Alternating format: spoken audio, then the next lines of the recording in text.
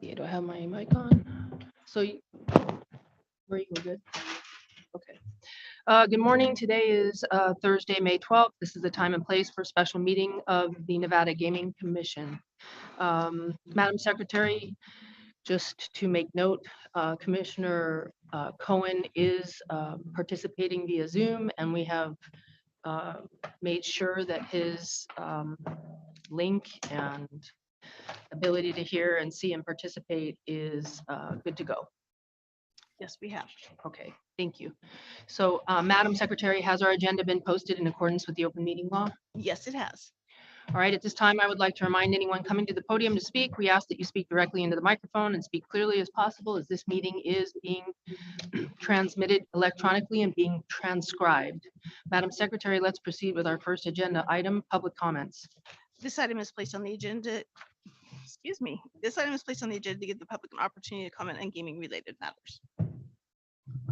All right, anyone who wishes to address the commission may do so at this time. Matters brought to our attention during the public comment cannot be acted upon, but we are happy to hear comments of the public as well as my fellow commissioners. Comments by all will be limited to 3 minutes as a reasonable time, place, and manner of restriction. If any of my fellow commissioners or myself ask questions of the public, the time needed to address those questions will not be held against those time constraints. I will first go to Carson City. Anyone wishing to make a public comment, please step forward to the podium. There is no one in Carson City. No one in Carson City. Anyone here in Las Vegas?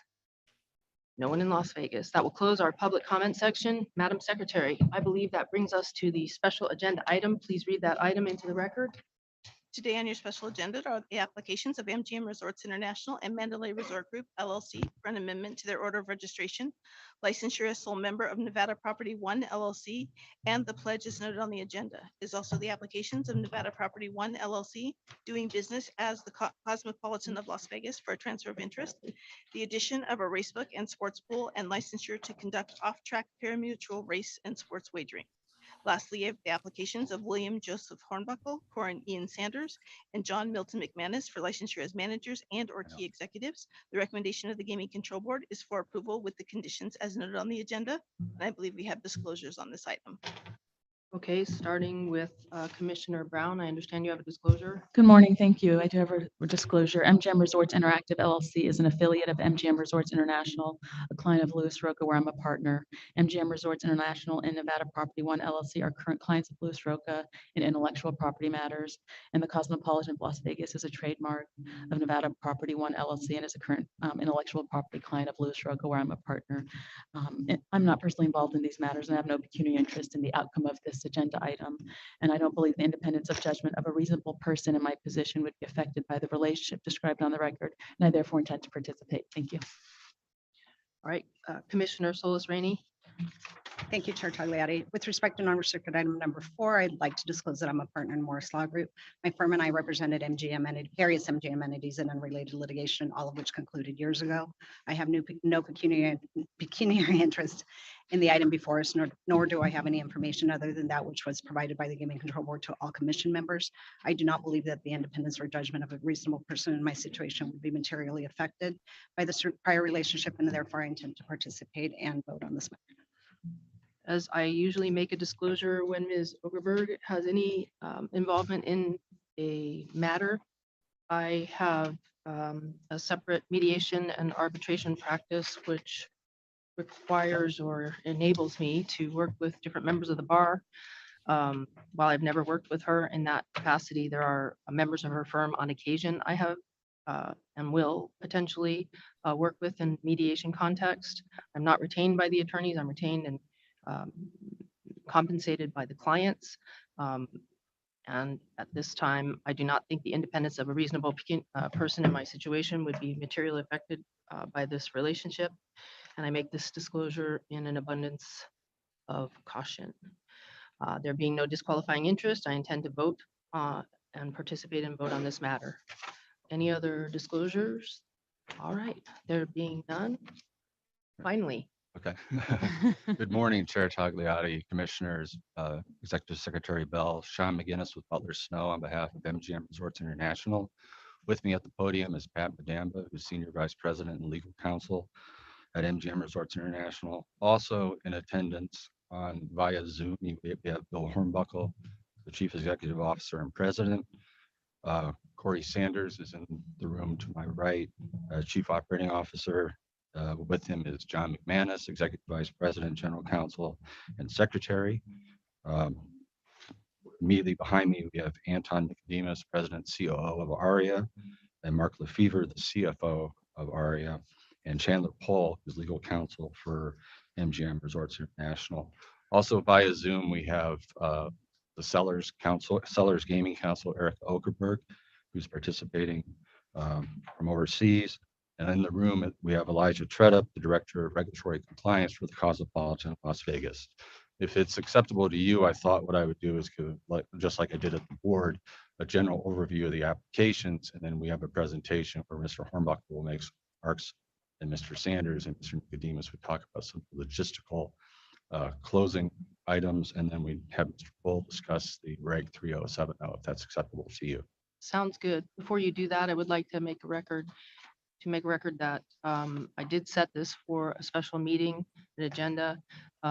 As noted by Commissioner Gibson at the board meeting, there are staffing issues related to this. I think the phrase he used was difficulty in a tough market retaining employees. And while they may be celebrating a $5,000 plus bonus, which is big shoes to fill, right? A tough act to follow. When I coupled that issue with the rather significant agenda on for May 19th, it was fortuitous to go ahead and set this today in order to hope that May 19th will conclude in one business day. So with that said, appreciate your presentation. Thank you. And we greatly appreciate the special meeting and also the ability for Mr. Hornbuckle and Ms. Okerberg to appear via Zoom. But what I can do is just sort of walk through this. This is a transfer of interest application involving an entity known as Nevada Property One LLC, which is the licensee for Cosmopolitan of Las Vegas. And in this transaction, MGM Resorts International, the public company that is well known to the commission, would be acquiring the membership interests of Nevada Property One LLC. And therefore, upon that transfer, the operation would continue with new ownership. So this is a transfer of interest, and it's been deemed by the board to be a continuing operation. So with that, the existing non-restricted license, the existing manufacturer's license, the existing distributor's license would then continue on, and the only change would be the beneficial owner up above the property. The additional item on the agenda, you'll see there's some race and sportsbook items on here, and those are on there because at present, Nevada Property One does not have the entitled rights under their licenses to conduct that, because William Hill is a third-party operator. And post-closing, William Hill will be operating for about 90 days. But the intention is for MGM to basically bring the Cosmopolitan property into its family of sports books and connect it up to the central site that's located at Mandalay Bay. And to do that, we need to have these items put on the agenda for that purpose. And I will also note that an MGM, an ARIA, and a Bellagio. And you've probably now seen that they're pushing the agenda for gaming. We're following that closely and have positioned ourselves hopefully well, if in fact that happens, to take that into consideration over the balance of this year and probably into next. You may have seen last week, we ventured into the international marketplace with an acquisition that is now being tendered for a company called Leo Vegas. They're a relatively small operative out of Sweden, where they dominate though the Nordics.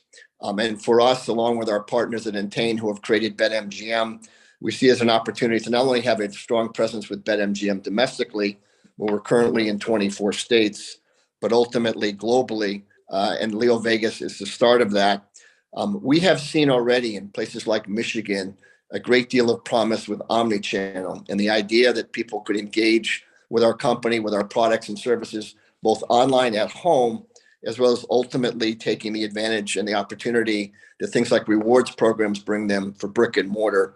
And so we're excited by all of that. We're excited by what we've been able to accomplish both domestically and potentially what Leo Vegas brings us. And so it's a big push for the company.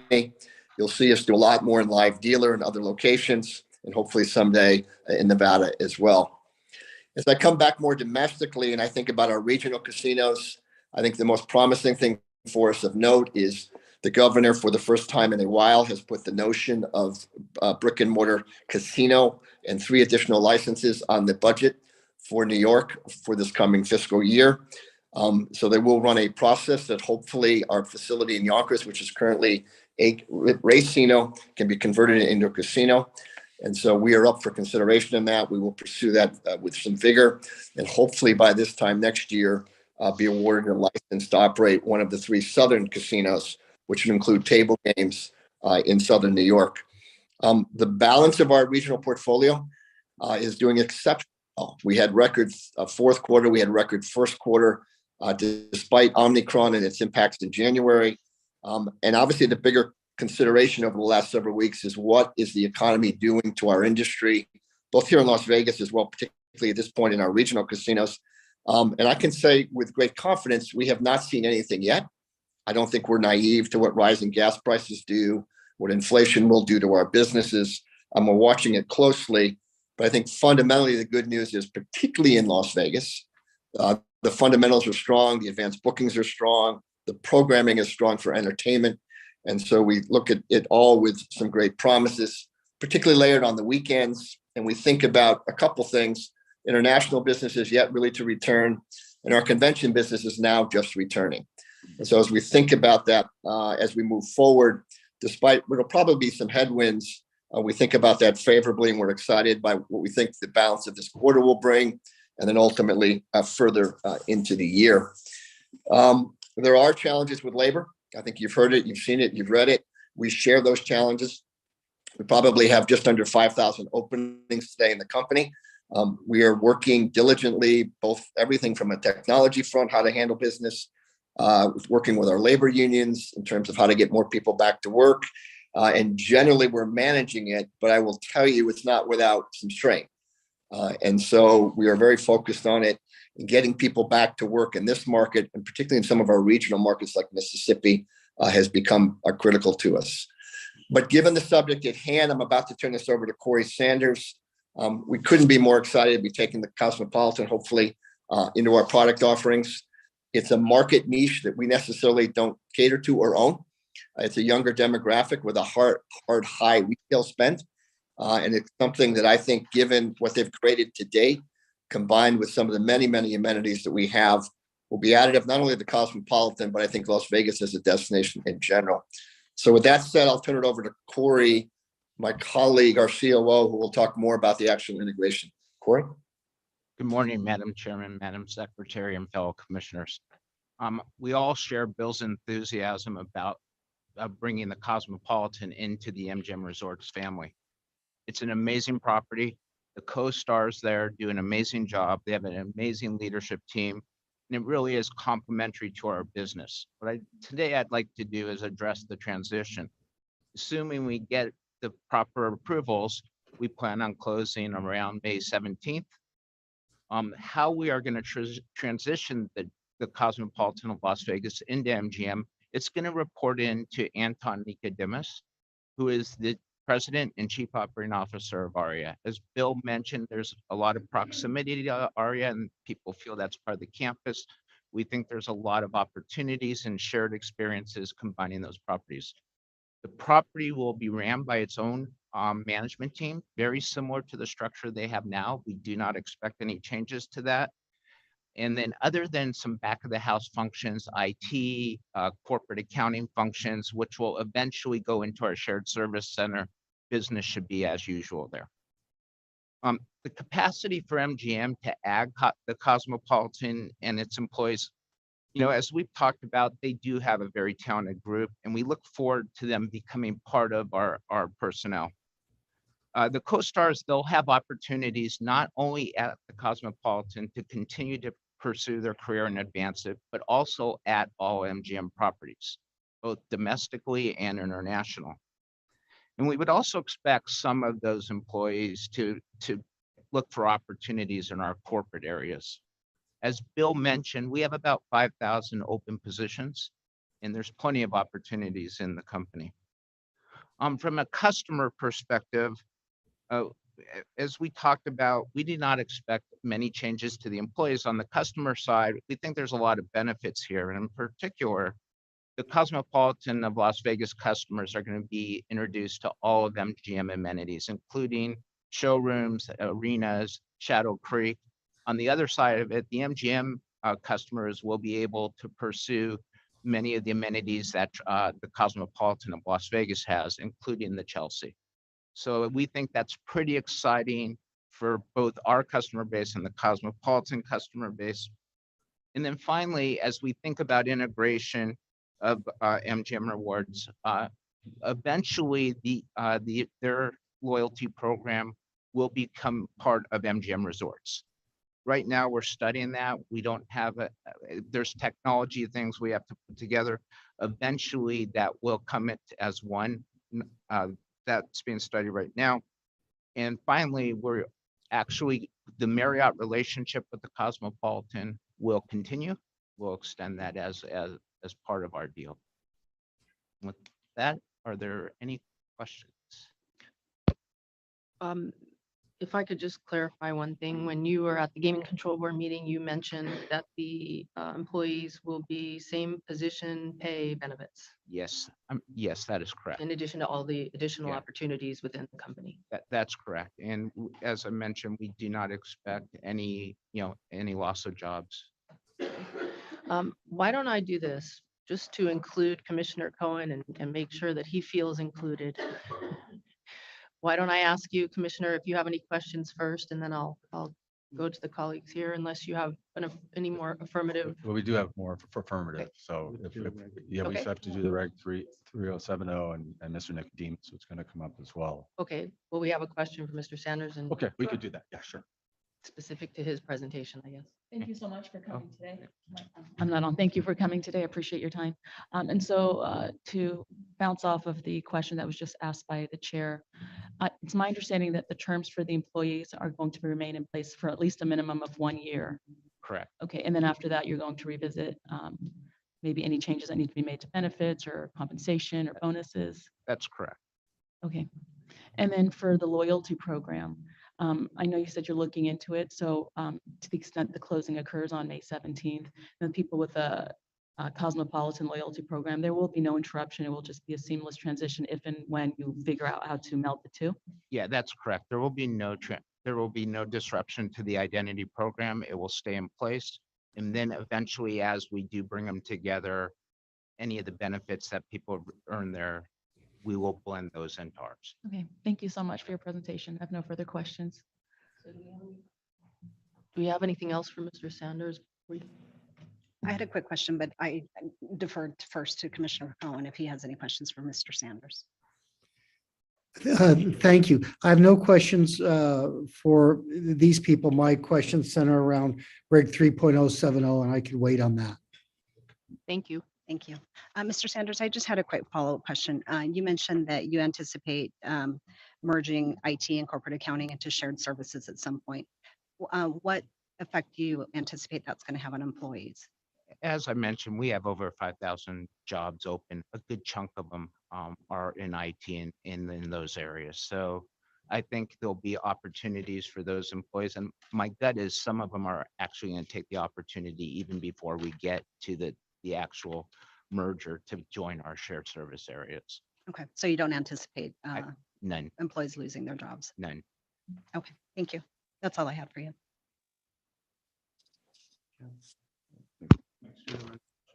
Okay, we'll move over to the Reg 3070. One quick question, please. For the 5,000 vacancies that you're having trouble filling right now, could you give me just a quick summary of the spectrum in terms of which facets or rubrics they fall into? Just curious. Yeah, I think some of the hardest areas are GRAs, our fountain workers and food and beverage. Security has gotten better. And I would say over the last few months, we're starting to see signs of market loosening up a little.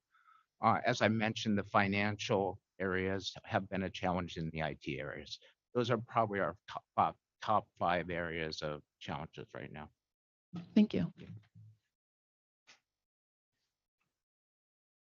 And after the Reg 3 analysis, Corey and Anton will come back up and we can entertain whatever questions. Okay, thank you. Hello, my name is Chandler Pohl. I'm legal counsel with MGM Resorts International. Chair Tagliati, Commissioners, Executive Secretary, I'll address the multiple licensing criteria as per Reg 3.070 specifically.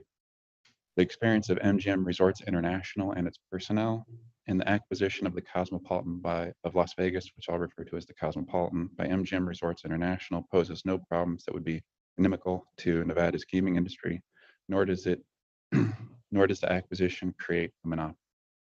MGM is a global entertainment company with national and international locations featuring best-in-class hotels and casinos, state-of-the-art meetings and convention spaces, credible live and theatrical entertainment experiences, and an extensive array of restaurant, nightlife, and retail offerings. The company is a current licensee of 9 establishments: Mandalay Bay, Luxor, Excalibur, MGM Grand, New York, Park MGM, Aria, Bellagio, and Mirage. MGM and its Nevada operations, both past and present, are well known to the board and the commission. MGM has been a registered public company since January 1988. The entity that operates the Cosmopolitan was established as a limited liability company in 2008. MGM submits that the board and commission can base a conclusion as the effectiveness of the existing operations of both MGM and the Cosmopolitan. MGM has sufficient key personnel to operate an additional location, but it should be noted that existing team members at the Cosmopolitan will be retained at closing. Accordingly, there would not be a dilution of effective managerial capacity and control at MGM or at the Cosmopolitan. Reg 3.070 subsection 7 requires the applicant provide certain calculations for the foregoing criteria. These calculations were previously submitted to the board. MGM provided 2 percentages for each calculation. The first percentage includes data from the Cosmopolitan, but does not include data from the Mirage. Sale of that property is expected by the end of this year. The second percentage includes data from both the Cosmopolitan and Mirage. And this is the percentage that is the percentage reflective of this transaction as of today. However, it should be noted that the change in percentage between the first and the second calculation is minimal and likely insignificant, but was nonetheless included for the purpose of transparency. By review of these percentage calculations, this acquisition would not pose problems or create a monopoly. The most recent instance where the board and commission conducted a multiple licensing criteria review of MGM was when MGM was licensed for the Aria Resort Casino in November of 2009. At that time, it was determined by the board and commission that MGM's operations would not pose problems or create a monopoly. Since that time, MGM has sold and divested itself from the following non-restricted operations in Nevada: Railroad Pass Hotel and Casino, Gold Strike Hotel and Gambling Hall, Silver Legacy Resort Casino, which was a 50% interest, Circus Circus Hotel and Casino in Reno, and Circus Circus Hotel and Casino in Las Vegas. In addition, MGM has entered into an agreement to sell the Mirage. This equates to 5 non-restricted operations divested to date, with the 6th in process.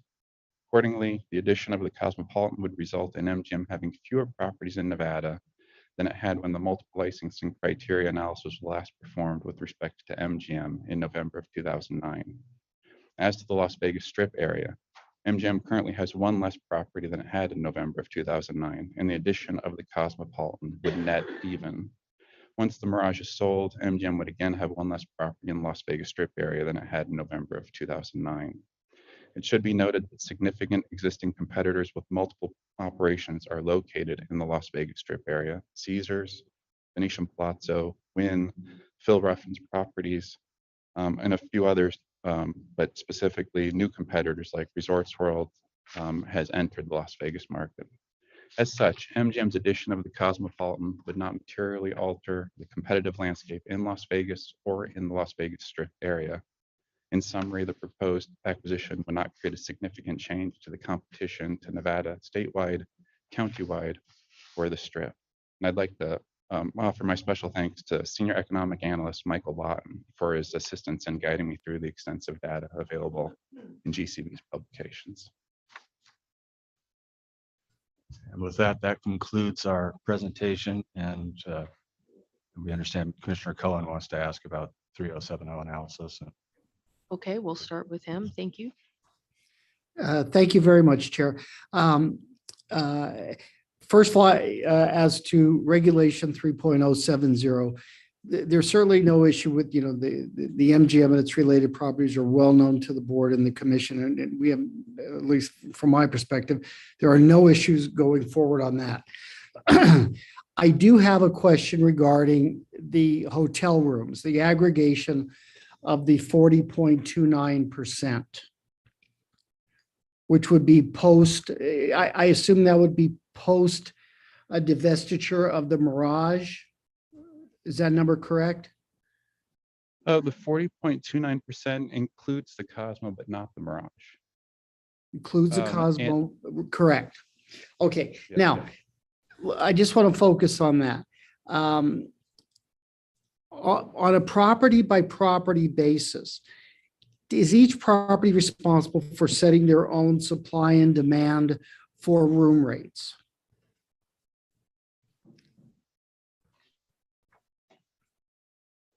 Corey, do you want to get up and? Yeah, I got it. We have a commercial group that has pods that they work with. So under a single premise, there's a commercial group, but individuals look at each property. Okay, so in other words, the prices that you would charge, assuming you're approved today for Cosmopolitan, have no bearing on, your, we'll call it a sister property, adjacent property, ARIA, or the MGM. Each pretty much would have its own price point. Yeah, each property has specific clientele. So yes, each property has their own price point, and that's the reason we have it structured that way. Okay, I appreciate that. Yep. Okay, so 40.29%, the divestitures that you've made, including the planned divestiture of the Mirage, have helped greatly. I don't have any concern about this is monopolistic or anti-competitive, but I also see a number, 40.29% of available hotel rooms is starting to bump up against, maybe, that's something that needs to be looked at.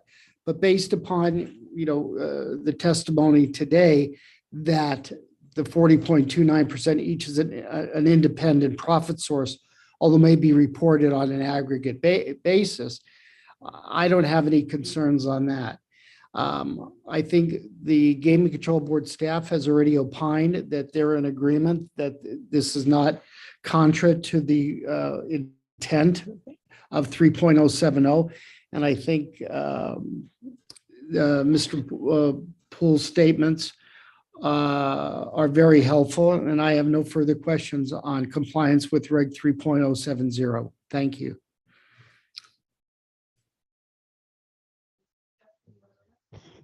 Thank you, Madam Chair. Appreciate it. Mr. Sanders, you'd mentioned the pod structure that MGM has. We heard a little bit about that from Mr. Sandoval at, I think, at our last meeting. Yeah. What other properties are going to be in the same pod as the Cosmo? Just so to clarify, the only properties will be Aria, Vidara, which is already under the Aria pod, and the Cosmopolitan. Unlike the pod structure that Mr. Sandoval explained, the Cosmopolitan will have their own management team that directly reports to Anton. So that team will operate the property, where in our other pods, you have executives that operate multiple properties. And do you plan on maintaining that structure permanently, or eventually incorporate your existing management structure to? I think for the near future, I think we look at that property as a substantial property that warrants its own management team. And, looking at it today, I would assume that would be the way we continue to operate the property. I appreciate that. There is a distinction. City Center and Cosmo is it's the proper, the target audience and what have you, and the quality of the product is relatively consistent as a group, as opposed to the sum with Mr. Sandoval, where you had properties that are really targeting two different audiences. So there's a lot of symmetry with the way that the management is being set up between Cosmo and City Center. Right, Can so you what I- distinguish real quick Cosmopolitan. between operations versus setting room rates? Because I'm hearing two different. There was a question about, how the rates get set.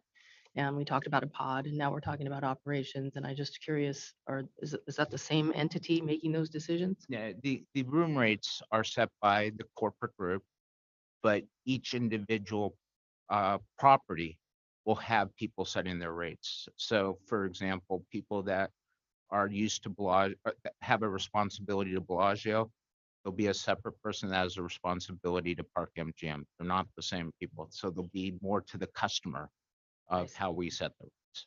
Sorry to interrupt. I just. No, you're getting to, I was going in the same direction. It seemed like in the pod structure, there was a diversity of price points within each pod, right? But it sounds like with the city center collaboration between Aria and Vdara and Cosmopolitan, it's all sort of higher end properties. High-end luxury, yes. Yeah. Okay. As it relates more to the findings we need to make, has the FTC completed its review period? The review period expired on Monday evening, 11:59 p.m. So we are free to close as soon as we have the last bit of approvals that we need, including your approval. Okay. And then we'll be able to close on 7. I appreciate that. And then I think for council, the percentages that Commissioner Cohen was talking about, this is not necessarily related specifically to this property.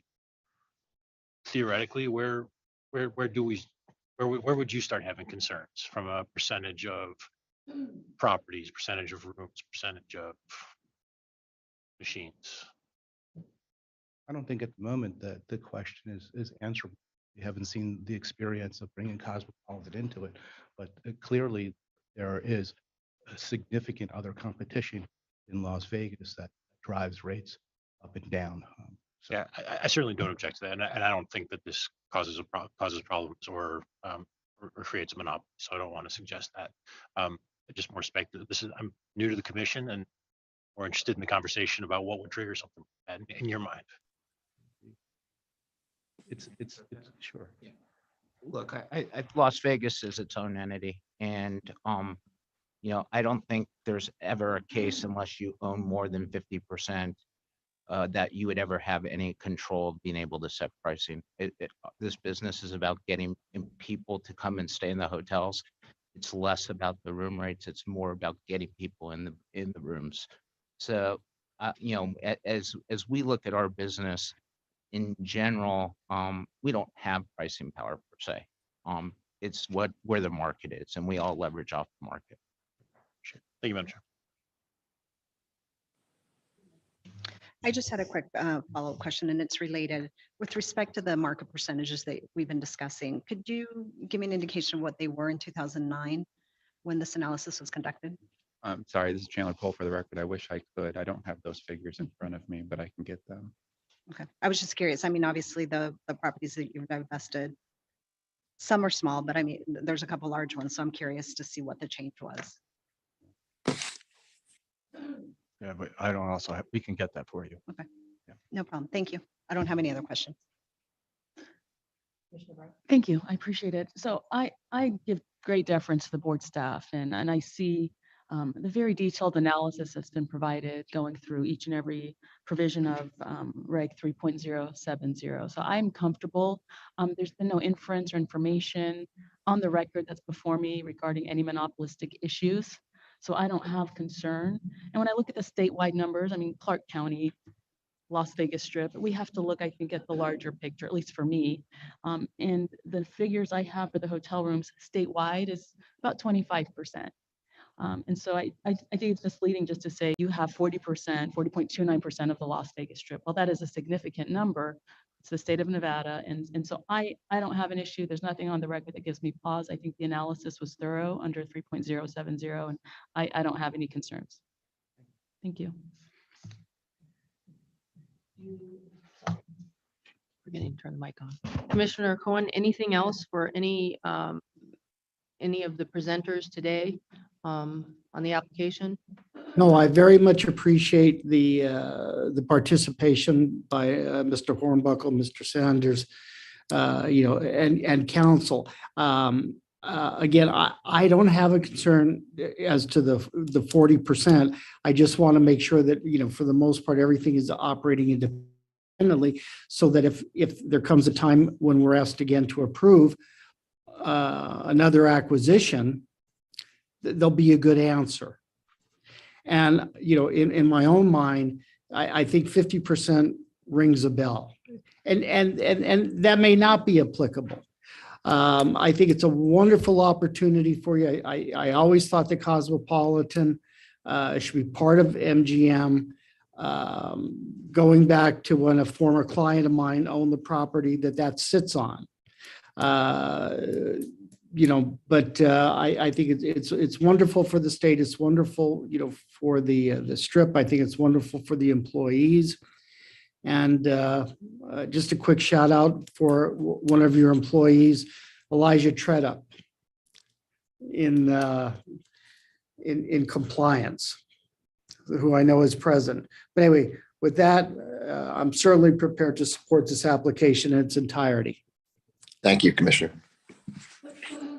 Anybody else have anything additional? I have questions on. Okay. I appreciate it. I think Mr. McGinnis cleared it up for me at the beginning. The, 1 second. I just wanted to clarify. I believe the presentation was over and you were inviting questions, correct? Correct, Yes. yes, Okay. you're She just right. asked me if, and I No problem. thought so, but apparently it wasn't clear to everybody. There was just somebody else that I had spoken. I don't know if anybody else wanted to come forward and just make a brief presentation. I believe that, Good. Mr. Sanders covered what Thank Mr. you. Nicodemus was going Just to want to cover. make sure everyone who traveled over here came, had the opportunity. Thank you. yeah, we didn't have any, we have the individual licensings, but really I have no issue with any of those. So Mr. McGinnis referenced it in terms of the pledge for the credit agreement. That's not related to any this is a cash transaction, right? There's no financing Right. for this. This is just related to a previous deal with B of A that you had Yeah, it's pledged all just- future properties. Correct, yeah, it's in the original financing deal with the credit agreement with B of A from November 21 that talks about after acquired operational.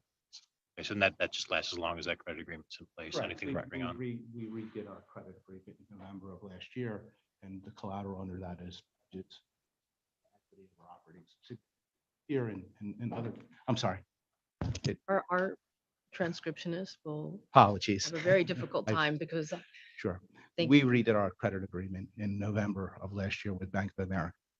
And as part of that credit agreement, part of the collateral is pledges of the equity of our operating subsidiaries here in Las Vegas on the Strip, and then some of our regional properties. So given that the Cosmopolitan of Las Vegas, one is coming into our family of companies, we need under the credit agreement to pledge the equity to the bank. Okay, I appreciate that. And then I was trying to track sort of the landlords for you more globally, right? So Vici's closed, or that acquisition is completed of MGM Growth. And then, so are there 3 different landlords for your properties in Las Vegas at this? Yes, Yes, are they all REITs? they are all REITs. Okay, thank you.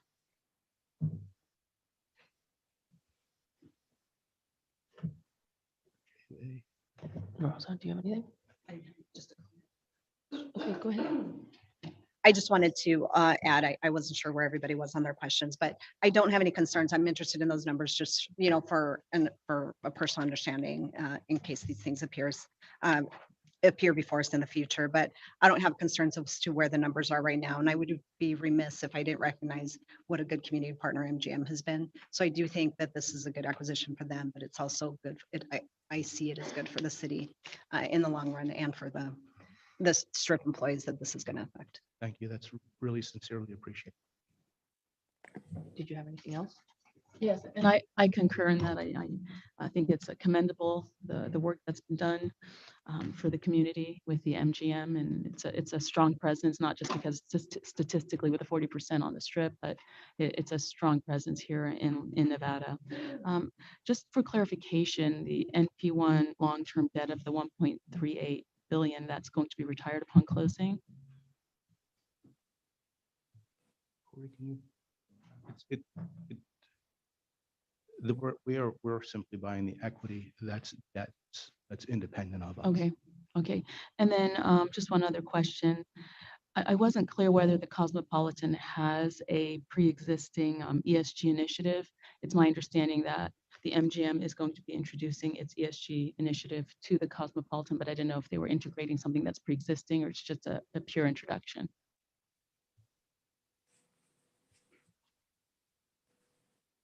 Good afternoon, or good morning, actually. Anton Nicodemus, Chair, Commissioners, and Madam Secretary. They do have an ESG program, and it will be something that is integrated within ours as well. So we obviously feel the importance of that program. So That's wonderful that you're doing that because you're such a large force. I think people look up to the MGM, and if you're doing it, then everybody else hopefully will follow suit. without question. Thank you. Thank you very much. I have no further questions, and I'm prepared to support the application. Just for my own comments, I've had obviously an opportunity to review all the investigative materials associated with this transaction. I echo your comments of applauding the work of the agents on this case. I've listened to and read the transcript simultaneously of the meeting at the Game Control Board before the board. I have no questions and I don't have any concerns related to monopoly. And at this time, if there's nothing else, I believe it's appropriate for a motion. Are we including the individuals? Well, I think no one had a question of any of the individuals. They've all been repeatedly licensed. They're either here or on Zoom. If anybody has any questions, we could ask Mr. McManus how his hair grows so fast. Or the charity he might want to plug.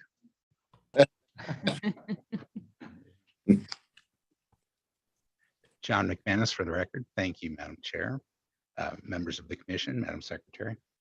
My hair grows back in about 8 to 10 weeks.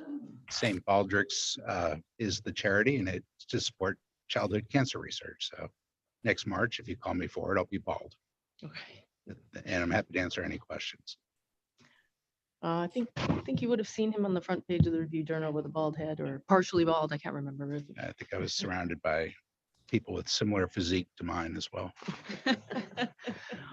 Well, I'm sure your work is appreciated by everybody in the community, and thank you for that. Does anybody have any questions for any of our applicants or anything else today before we have a motion that would include, I believe, oh, you know what, I do have a question.